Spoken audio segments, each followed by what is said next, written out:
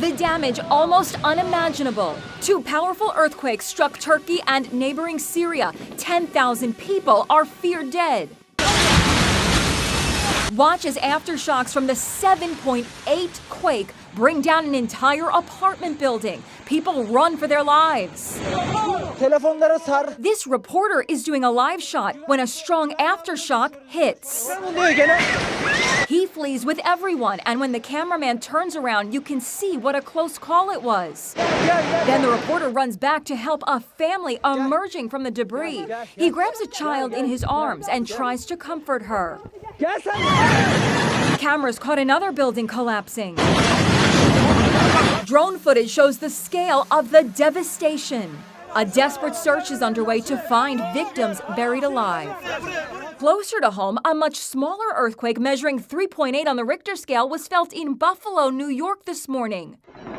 Nerves were already frayed in the city that's been through so much recently, including this historic blizzard that left 47 people dead. The Buffalo quake did not do any serious damage. Could the two earthquakes be related? The Buffalo event was many hours later, and so in that sense, I think the chances are very low that the Buffalo event really had much to do with that far event in Turkey. Struck by the earthquake. Tragedy etched across the faces of those who survived. What were once peaceful villages on the foothills of these mountains are now decimated. The inhabitants now living in open fields, tents, and hospitals. The road is a mess. There are huge rocks blocking it. There are still injured people there, and the dead remain under debris. I was stuck for a day and night before being rescued and brought here for medical treatment. And now there's a new threat.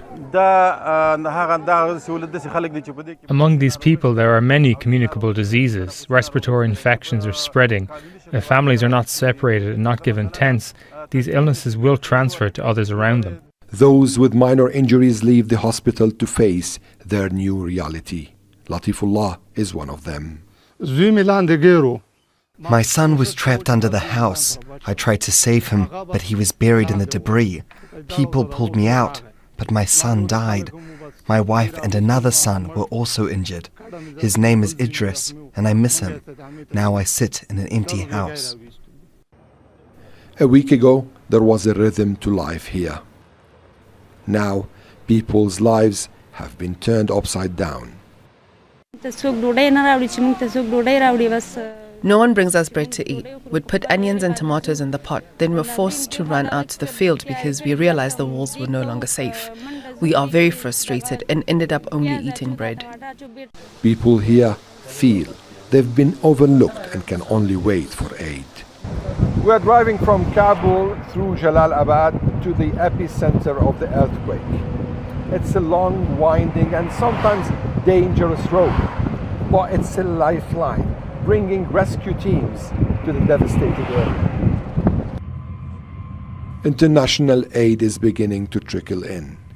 2 Chinese military planes have delivered tents and blankets, with more promised. Qatar has already flown in several planes, its rescue teams operating on the ground. But US-funded medical supplies remain stuck in warehouses, awaiting approval from Washington. For survivors here, life is now about waiting on the tents, in fields and in fear. With aftershocks still rattling these mountains and aid slow to arrive, the struggle is far from over. Ali Hashim, Al Jazeera, Afghanistan. Don't miss out. Get the full picture. Subscribe to Al Jazeera for reliable news, expert insight. Like, share, stay ahead.